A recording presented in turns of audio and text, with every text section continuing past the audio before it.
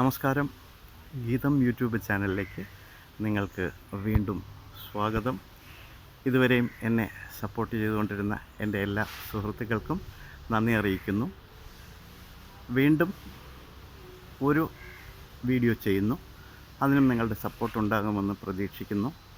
നമ്മുടെ ചെടികൾ നല്ല പുഷ്ടിയോടുകൂടി വളരുമ്പോൾ ഉണ്ടാകുന്ന ഒരു സന്തോഷം ഒരു പ്രത്യേകതയാണ്. അപ്പോൾ നിങ്ങൾ എപ്പോഴെങ്കിലും ബോറടി തോന്നുന്നുവെങ്കിൽ ചെടികളിലേക്ക് വരിക. ഇത്രയും സന്തോഷം തരുന്ന മറ്റൊരു പ്രവൃത്തി ഉണ്ടോ എന്ന് എനിക്ക് സംശയം ആണ്. കാരണം ഞാൻ ബോറടിക്കുന്ന സമയത്തെല്ലാം എൻ്റെ ചെടികളുമായി ഇടപഴകുമ്പോൾ എൻ്റെ മനസ്സിനും, സത്യത്തിൽ പറഞ്ഞു കഴിഞ്ഞാൽ ഒരുതരം എക്സർസൈസ് എന്ന് വേണമെങ്കിൽ പറയാം. വളരെ ഈസിയായിട്ട് ചെടികളെ പരിപാലിച്ചെടുക്കാൻ പറ്റില്ല. ഒരു പക്ഷേ നിങ്ങളും എന്നെപ്പോലെ റിട്ടയറായിട്ട് വളരെ ബോറടിച്ചിരിക്കുകയാണെങ്കിൽ സുഹൃത്തുക്കളെ വരിക.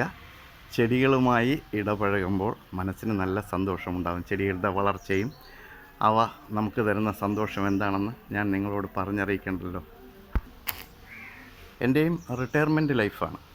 അത് എങ്ങനെ എന്ത് ചെയ്യാം എന്ന് നോക്കിയിരിക്കുമ്പോഴാണ് ചെടികളിലേക്ക് വരുന്നത്. ഇപ്പം ഞാൻ കുറച്ച് വർഷങ്ങളായിട്ട് ഈ ചെടിയുടെ പിന്നാലെ തന്നെയാണ്. അപ്പോൾ വളരെയധികം ബോറടിച്ചിരുന്ന സമയങ്ങളുണ്ട്.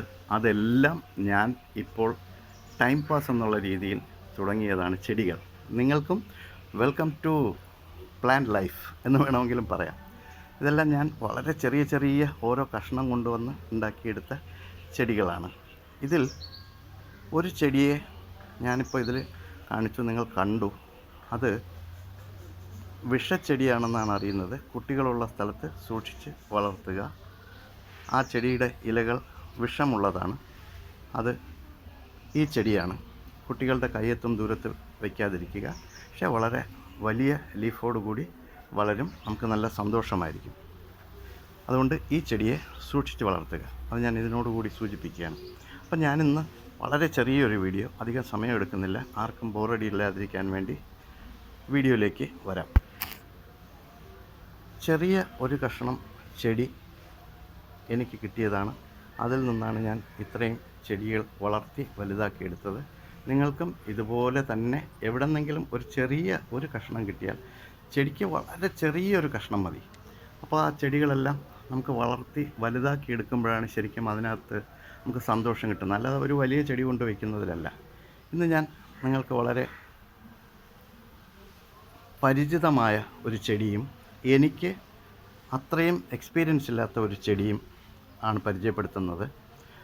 എൻ്റെ വീടിനടുത്തുള്ള ഒരു ടീച്ചറുണ്ട്. ഞങ്ങൾ രണ്ടുപേരും റിട്ടയർഡ് ഹാൻഡ്സാണ്. ടീച്ചർ ചെടിയുടെ എപ്പോഴും ചെടിയെക്കുറിച്ച് തന്നെ ചിന്തിച്ചുകൊണ്ടിരിക്കും. നല്ല ടൈം പാസ്സാണ്. സമയം തികയുന്നില്ല എന്നാണ് പറഞ്ഞത്. ആ ടീച്ചർ എനിക്ക് ഒരു CC പ്ലാന്റിൻ്റെ ഒരു തണ്ട് തന്നു. ഒരു വലിയ തണ്ടാണ് തന്നത്. അതിനെ 4ആയിട്ട് ഞാൻ മുറിച്ചു വെച്ചു. 4ആയിട്ട് മുറിച്ചു.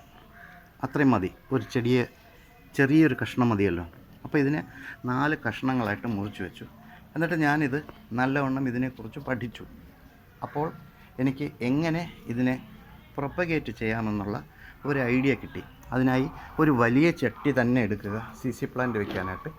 അതിൽ ഈ വലിയ ചട്ടിയിലേക്ക് ഞാൻ തൊണ്ടാണ് ആദ്യം വയ്ക്കുന്നത്. ചകിരി എന്ന് വടക്കൻ സൈഡിൽ പറയും, തെക്കൻ സൈഡിൽ ഇതിന് തൊണ്ടെന്ന് പറയും. ഇത് വെച്ചു. അപ്പോൾ ഇതിന് ഈർപ്പം വാർന്നു പോകും. ചെടികൾക്ക് എപ്പോഴും ഈർപ്പമുണ്ടാവും. അടുത്ത പ്രാവശ്യം നമ്മൾ റീപ്ലാന്റ് ചെയ്യുമ്പോൾ ഈ ചകിരിയെല്ലാം നല്ലവണ്ണം അഴുകി പൊടിച്ചെടുക്കത്തക്ക രീതിയിലാവും. അപ്പോൾ ഞാൻ ആദ്യം തൊണ്ട് വെച്ചു. നല്ലൊരു വലിയ ചട്ടിയാണ് എടുത്തിട്ടുള്ളത്. അല്പം വൃത്തിക്കുറവുണ്ട്. അതിനെ ഒന്ന് കഴുകിയൊക്കെ വയ്ക്കാം. ഓക്കെ. എൻ്റെ പോട്ടിംഗ് മിക്സ്ചർ എന്ന് പറയുന്നത് ഇതാണ്. പോട്ടിംഗ് മിക്സ്ചർ ഞാൻ ഉണ്ടാക്കി വെച്ചിരിക്കുന്നത്. അതിൽ പോട്ടിംഗ് മിക്സ്ചറിൽ മണൽ ചേർത്തിട്ടുണ്ട്, മണ്ണുണ്ട്, ചാണകപ്പൊടിയുണ്ട്. അപ്പോൾ ഇത്രയും ചേർത്ത് വെച്ചിരിക്കുകയാണ്. എപ്പോഴും ചെടി നടുമ്പോൾ ഒരു ചട്ടിയുടെ 3/4 ഭാഗം മാത്രമേ നമ്മൾ പോട്ടിംഗ് മിക്സ്ചർ ചേർക്കാവുള്ളൂ. അതിന് കാരണം ചെടി വളർന്നു വരുന്നതിനനുസരിച്ച് നമുക്ക് വീണ്ടും അതിലേക്ക് വളം ചെയ്യേണ്ടി വരുമല്ലോ. ആ വളം ചെയ്യണമെങ്കിൽ ഈ മണ്ണ് മുഴുവൻ മാറ്റണ്ടേ. അപ്പോൾ നമ്മൾ ചെയ്യേണ്ടത് ഒരു 1/4 ഭാഗം മണ്ണ് നിറയ്ക്കുക, പൊട്ടി മിക്സ്ചർ നിറയ്ക്കുക.